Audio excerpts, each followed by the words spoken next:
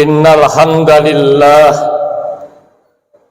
nahmaduhu wa nasta'inuhu wa nastaghfiruh wa na'udzu billahi min shururi anfusina wa min sayyiati a'malina.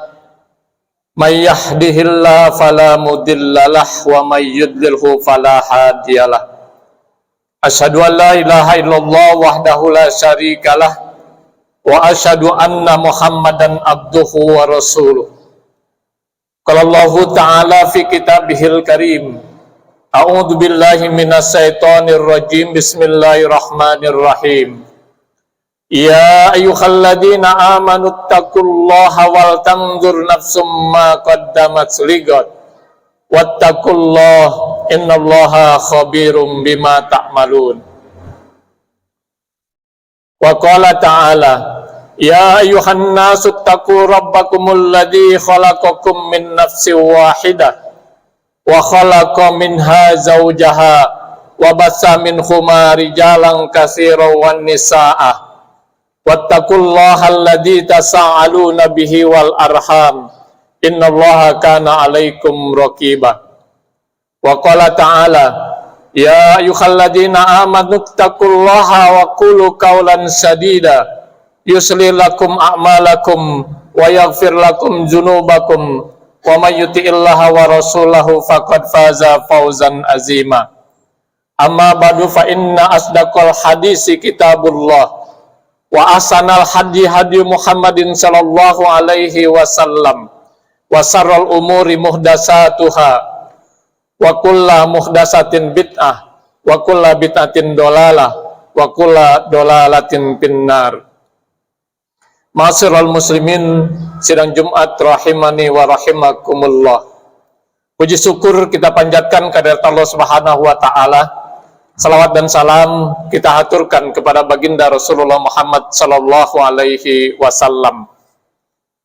Hari yang baik dan penuh kebahagiaan yang kita sebut dengan Sayyidul Ayyam, penghulu hari-hari lainnya, yakni hari Jumat ini.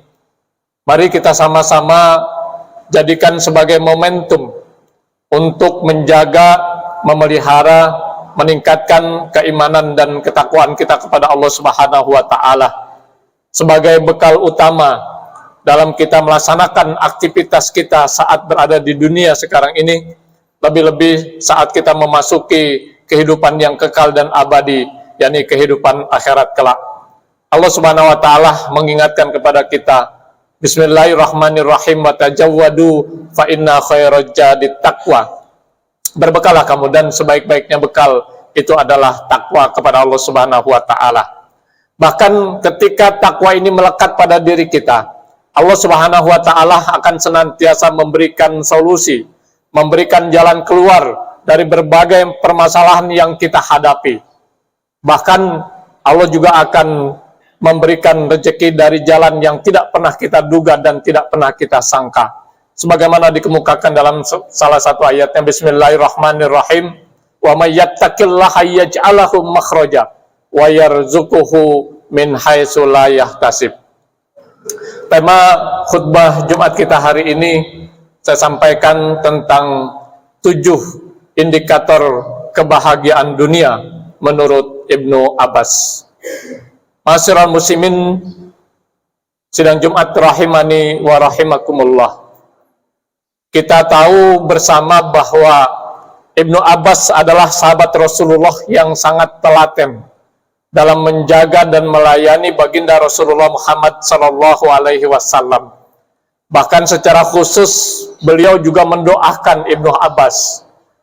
Bukan hanya itu, dalam usia yang masih relatif muda, dalam usia 9 tahun, Ibnu Abbas ini sudah hafiz Quran, sudah mampu menghafal Al-Quran sebanyak 30 juz. Ya.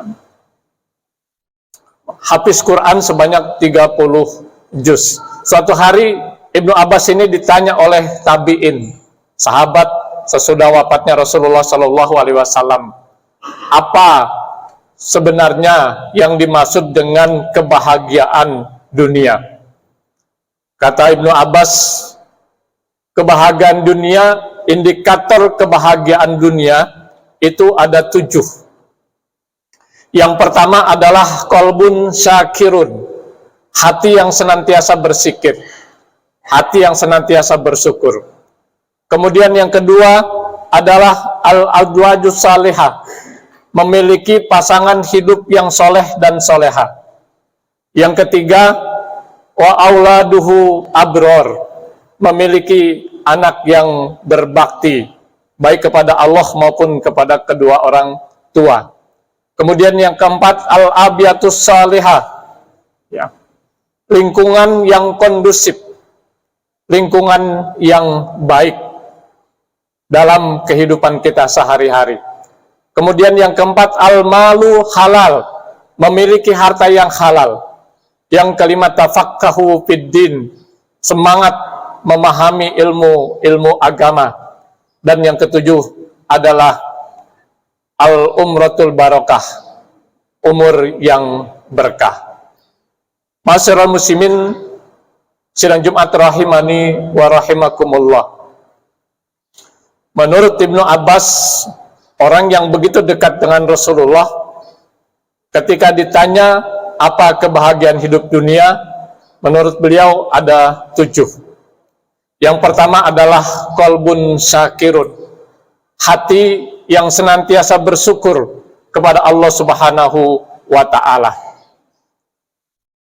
Begitu banyak nikmat dan karunia yang Allah Subhanahu wa Ta'ala anugerahkan kepada kita. Kalau kita ingin hitung, tidak akan terhitung. Kalau kita ingin jumlah, tidak akan terjumlah. Kalau kita ingin bilang pun tidak akan terbilang. Kenapa? Saking banyaknya. Dan Allah tegaskan sendiri dalam ayatnya, Bismillahirrahmanirrahim, wa in ta'uddu nikmatallahi la tussuha. Kalau kamu ingin menghitung-hitung nikmat Allah, la tussuha, niscaya kamu tidak akan sanggup, saking banyaknya. Dan bagi kita sebagai seorang muslim, memang tidak perlu kita menghitung nikmat Allah. Yang penting adalah bagaimana kita bisa mensyukuri nikmat dan karunia yang sudah diberikan kepada kita. Kalau itu yang kita lakukan, justru Allah akan menambah kenikmatan yang selama ini sudah diberikan kepada kita. Sebagaimana diungkapkan dalam satu ayatnya, Bismillahirrahmanirrahim, la in syakartum la azidannakum wa la in kafartum inna azabi lasyadid. La in syakartum, barang siapa yang bersyukur, la azidannakum, niscaya aku akan tambahkan. Walain kafartum inna azabila sadid, dan barang siapa yang kufur, tidak mau bersyukur, ingat, siksaku sangat pedih.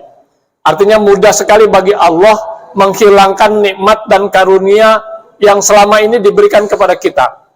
Semudah kita membalik telapak tangan, Allah cukup mengatakan kun fayakun, jadilah, maka jadilah. Hadirin sidang Jumat rahimani wa rahimakumullah.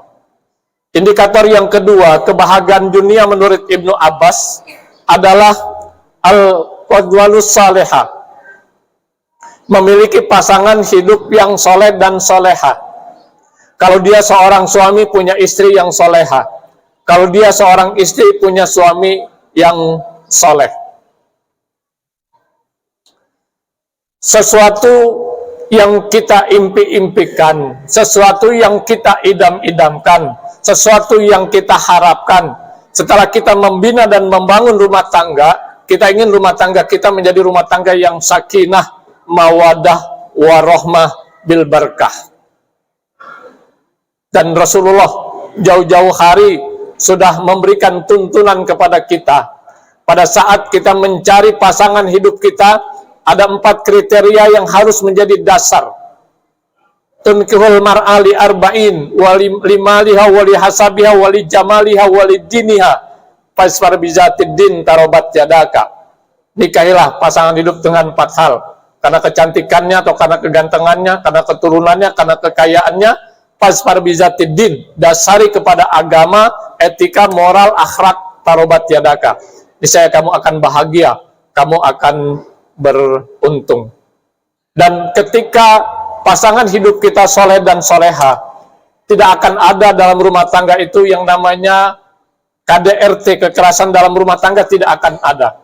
Tidak akan terjadi dalam rumah tangga itu yang namanya perselingkuhan dan lain sebagainya.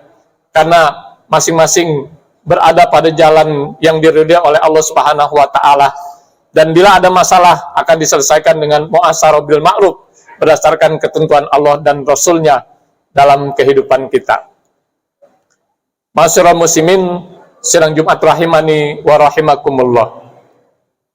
Indikator yang ketiga kebahagiaan hidup di dunia adalah awaluhu abror. Memiliki anak yang berbakti. Yang dimaksud berbakti sini adalah berbakti kepada Allah maupun berbakti kepada sesama manusia, khususnya berbakti kepada kedua orang tua. Selesai sholat, kita selalu berdoa, bermunajat, memohon kepada Allah Subhanahu wa taala, Rabbana hablana min ajwazina wa dzurriyyatina qurrata a'yun waj'alna lil muttaqina imama. Ya Allah, aku mohon kepadamu agar pasanganku dan keturunanku qurrata a'yun, yang menyejukkan hati sebagai orang tua. Yang dimaksud anak qurrata a'yun tidak lain adalah ketika anak kita menjadi anak yang soleh dan soleha. Hadirin sidang Jumat rahimakumullah. Bahkan anak yang soleh dan soleha ini harus menjadi skala prioritas utama kita sebagai orang tua, yang merupakan investasi akhirat yang harus kita utamakan. Bagaimana kita bisa menjadikan anak-anak kita anak-anak yang soleh dan soleha? Karena kalau anak kita menjadi anak yang soleh dan soleha, ini merupakan salah satu amal yang tidak pernah terputus, meskipun suatu saat kita sudah dipanggil oleh Allah Subhanahu wa taala. Kata Rasulullah dalam satu hadisnya, "Idza matabnu adama in qata amalu illa min salasin, shadaqatin zariyatin aw ilmin yuntafa'u bih, awaladin salihin yad'ulah." Apabila anak Adam meninggal dunia, terputus amal-amalnya kecuali 3 perkara. Salah satunya adalah ketika kita memiliki anak yang soleh dan soleha, yang senantiasa mendoakan kedua orang tuanya. Ma'asyiral muslimin sidang Jumat rahimani wa rahimakumullah. Kemudian indikator yang keempat adalah al-abiyatus salihah, ya, lingkungan yang kondusif, lingkungan yang baik, khususnya berkaitan dengan akidah dan keimanan kita. Tidak ada seorang pun yang memungkiri orang yang baik karena bergaul dengan orang yang tidak baik akhirnya menjadi tidak baik. Dan sebaliknya, orang yang tidak baik karena sering bergaul dengan orang yang baik akhirnya menjadi orang yang baik. Hati-hati dengan lingkungan, dengan orang-orang yang ada di sekitar kita, karena dia akan mempengaruhi karakter, akan mempengaruhi perilaku dan sikap dalam kehidupan kita sehari-hari. Ungkapan Rasulullah dalam satu hadisnya, bila kita sering berada di dekat tukang minyak wangi, meskipun kita tidak membeli minyak wanginya, setidak-tidaknya kita pun akan menjadi wangi. Dan sebaliknya, kalau kita dekat-dekat dengan tukang elas, meskipun kita tidak terpercik api elasnya, setidak-tidaknya kita akan bau asap elas yang menyengat yang ada di sekitarnya. Karenanya pantas kalau Ibnu Abbas mengatakan indikator yang keempat adalah bergaul dengan yang baik atau memiliki lingkungan yang baik. Ma'asyiral muslimin sidang Jumat rahimani wa rahimakumullah. Yang kelima adalah al-malu halal, memiliki harta yang halal. Ya. Dalam sebuah hadis Rasulullah Shallallahu Alaihi Wasallam mengingatkan kepada kita, ketika kita memiliki harta, akan ada 2 pertanyaan yang diajukan Allah. Min ainak tasabahu wa fima anfaqahu. Dari mana harta itu kita memperolehnya, dan setelah kita peroleh, untuk apa kita belanjakan. Sebagai seorang muslim, kita dianjurkan untuk bekerja keras, berikhtiar agar bisa memiliki harta yang banyak. Karena dalam Islam banyak amalan-amalan yang diperintahkan oleh Allah, baik yang wajib maupun yang sunnah, berkaitan dengan harta. Sehingga kalau kita tidak memiliki harta, rasa-rasanya tidak mungkin kita bisa mengamalkan ayat-ayat yang berkaitan dengan perintah harta. Dan setelah kita dapati, Allah juga mengingatkan agar harta itu dikeluarkan sebagaimana ketentuan Allah dan Rasul-Nya melalui zakat, infak, dan sedekah. Sehingga mudah-mudahan kita akan termasuk ke dalam orang yang senantiasa bersyukur ketika mendapatkan karunia berupa harta dari Allah Subhanahu wa taala. Kemudian yang keenam, tafaqahu fiddin. Indikator kebahagiaan dunia adalah semangat untuk mempelajari agama, semangat untuk menuntut ilmu, semangat untuk belajar. Kita pahami dalam pandangan Islam, menuntut ilmu tidak mengenal waktu. Kalau orang Inggris bilang long life education, pendidikan sepanjang masa. Kalau Rasulullah mengungkapkannya utlubul ilma minal mahdi ilal lahdi, tuntutlah ilmu dari buayan sampai ke liang lahat. Bahkan menuntut ilmu dalam pandangan Islam adalah salah satu kewajiban kita dari sekian banyak kewajiban yang diperintahkan Allah dan Rasul-Nya. Utlubul ilma walau bisin fa inna talabal ilmi faridatun ala kulli muslimin. Bahkan dalam hadis yang lain Rasulullah menjelaskan bahwasanya kalau kita ingin sukses di dunia, raih dengan ilmu. Kita ingin sukses di akhirat, raih juga dengan ilmu. Dan kalau kita ingin sukses dunia dan akhirat, raih juga dengan ilmu. Man aradad dunya fa alaiha bil ilmi, wa man aradal akhirah fa alaiha bil ilmi, wa man aradahuma fa alaiha bil ilmi. Indikator yang terakhir adalah umur yang berkah. Umur yang berkah ini artinya selama 24 jam aktivitas kita selalu bernilai ibadah. Dari kita bangun tidur sampai kita mau tidur lagi, bahkan dalam tidur itu sendiri. Karena memang keberadaan kita di alam dunia ini adalah untuk beribadah. Sebagaimana dikemukakan Allah dalam surat Az-Zariyat ayat 56, "Wa ma khalaqtul jinna wal insa illa liya'budun." Tidaklah kami ciptakan jin dan manusia kecuali untuk beribadah. Agar aktivitas kita bernilai ibadah, jangan lupa kita awali dengan menyebut asma Allah setiap kali memulai perbuatan yang baik yang diridhai oleh Allah Subhanahu wa taala. Kullu amrin jibalin la yubda'u bihi bismillahirrahmanirrahim, kata Rasulullah. Setiap perkara yang baik yang tidak diawali dengan menyebut asma Allah sia-sia. Karenanya agar bernilai ibadah, setiap aktivitas kita awali dengan menyebut asma Allah Subhanahu wa taala.